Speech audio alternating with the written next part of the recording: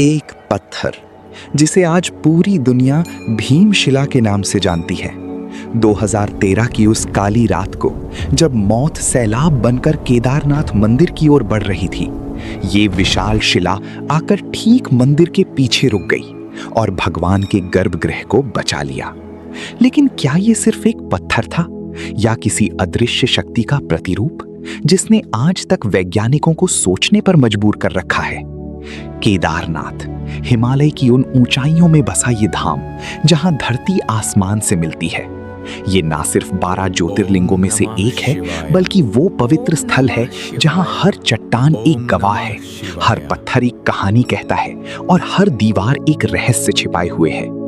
लेकिन सबसे बड़ा सवाल ये है कि जब आज का आधुनिक विज्ञान इस मंदिर के निर्माण को पूरी तरह समझने में नाकाम रहता है, तब हजारों साल पहले उन वास्तुकारों के पास ऐसा कौन सा ज्ञान था जिन्होंने बिना सीमेंट, बिना लोहे की सलाखों के सिर्फ पत्थरों को आपस में इस तरह जकड़ दिया कि आज तक कोई भूकंप, कोई बाढ़, कोई प्रलय इसे हिला नहीं सका। क्या सचमुच पांडवों ने इस मंदिर का निर्माण करवाया था, या आदि शंकराचार्य ने इसे 8वीं शताब्दी में फिर से खड़ा किया, या फिर इसकी नींव में कोई और ही रहस्य छिपा है जिसे आज तक कोई नहीं जान पाया? और अगर ये सब किसी दैवीय शक्ति का चमत्कार नहीं है, तो फिर क्या है? आज इस डॉक्यूमेंट्री में हम उन रहस्यों की गहराइयों में उतरेंगे जिन्हें सुनकर आपका दिमाग चकरा जाएगा और आप यकीनन कह उठेंगे कि केदारनाथ सिर्फ एक मंदिर नहीं, बल्कि एक जीवित चमत्कार है जो समय की आंधी में भी अडिग खड़ा है। 16 जून 2013 उत्तराखंड के इतिहास में एक ऐसी तारीख जिसे याद करके आज भी लोगों की रूह कांप उठती है। केदारनाथ में उस दिन मौसम ने ऐसा रौद्र रूप धारण किया जैसे प्रकृति खुद रुद्र तांडव कर रही हो। मंदाकिनी नदी का जलस्तर अचानक बढ़ने लगा। चोराबारी ग्लेशियर का विशाल हिमखंड टूटकर नीचे गिरा और भारी वर्षा के साथ आया वो सैलाब जिसने पूरे क्षेत्र को अपनी चपेट में ले लिया। लगभग 6000 लोगों की मौत हो गई, लाखों बेघर हो गए और विनाश का वो मंजर इतना भयावह था कि पूरा केदारनाथ घाटी तबाही की कहानी बन गया। लेकिन इसी विनाश के बीच एक ऐसी घटना घटी जिसने लोगों की आंखों में आस्था के आंसू ला दिए।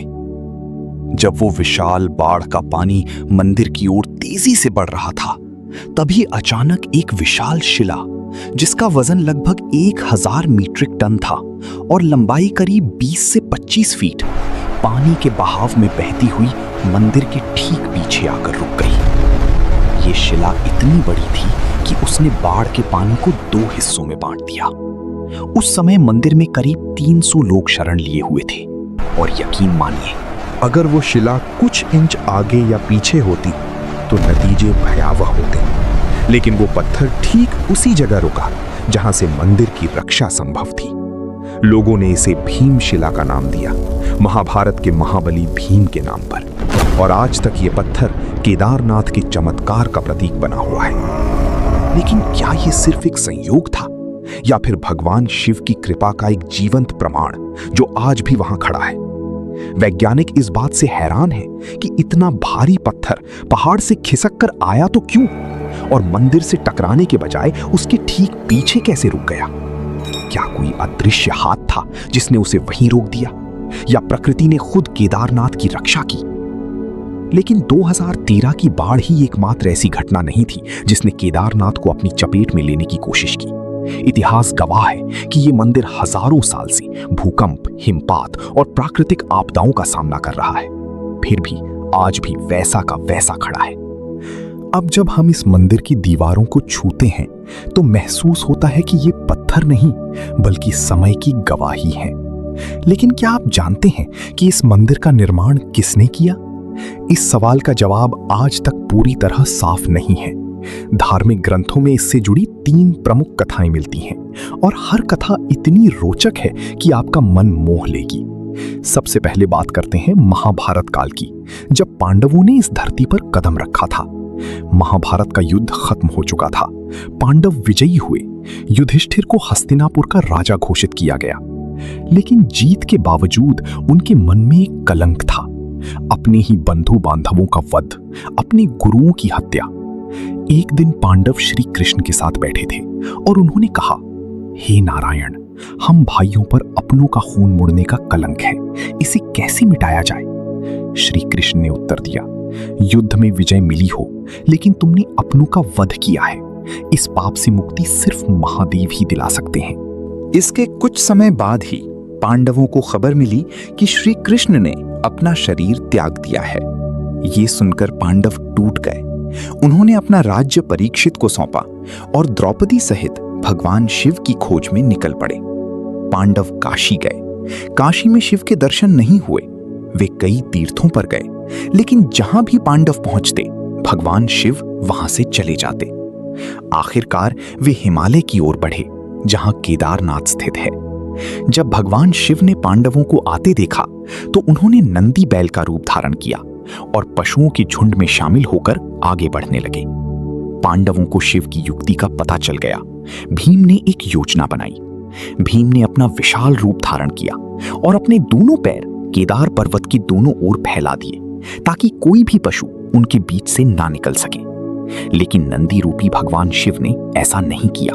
वो भीम के पैरों के नीचे से निकलने की कोशिश में पकड़े गए। भीम ने उनकी पीठ पकड़ ली, लेकिन शिवजी धरती में समाने लगे। भीम ने उनका पिछला हिस्सा यानी पीठ का भाग पकड़कर खींच लिया और तभी से केदारनाथ में जो शिवलिंग है वो बाकी शिवलिंगों से अलग है।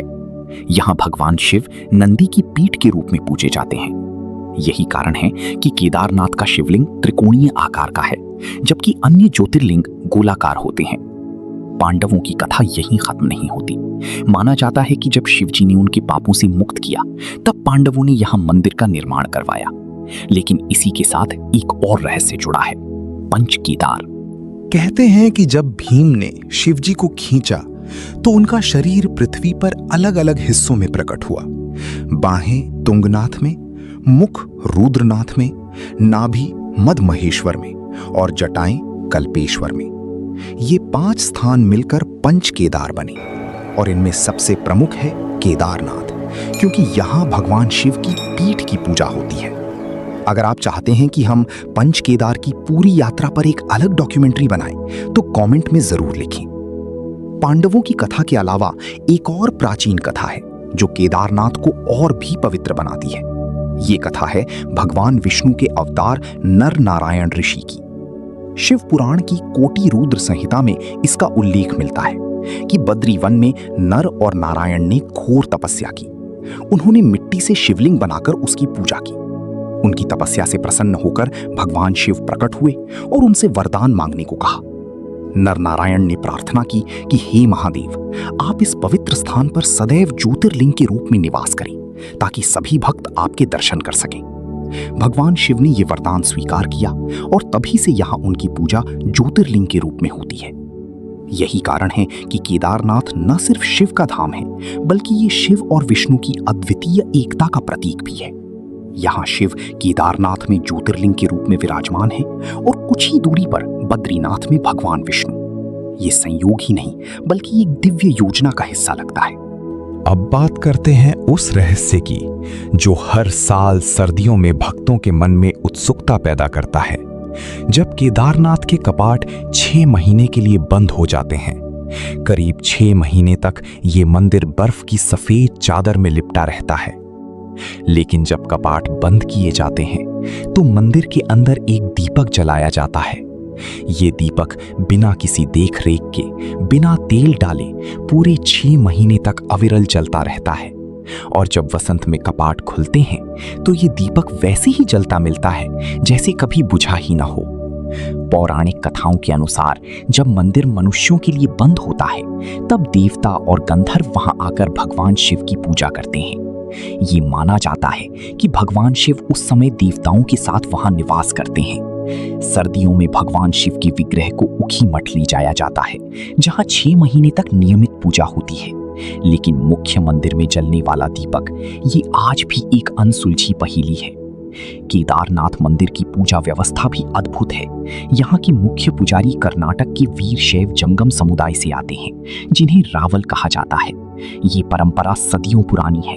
तो ये था केदारनाथ मंदिर का वो रहस्यमयी सफर जहां हर पत्थर में एक कहानी है, हर दीवार में एक गवाही। भीमशिला का चमत्कार, 6 महीने तक अविरल जलने वाला दीपक, पांडवों की तपस्या, नर नारायण की भक्ति, ये सब सिर्फ एक धार्मिक कथा नहीं बल्कि उस अलौकिक शक्ति का प्रतीक है जो भगवान शिव के इस धाम को अनंत काल तक पावन बनाए हुए है। लेकिन आज भी कई सवाल बिना जवाब के हैं। क्या आपको लगता है कि ये सब दैवीय शक्ति का कमाल है या हमारे पूर्वजों का वैज्ञानिक ज्ञान? अपनी राय कमेंट में जरूर बताएं।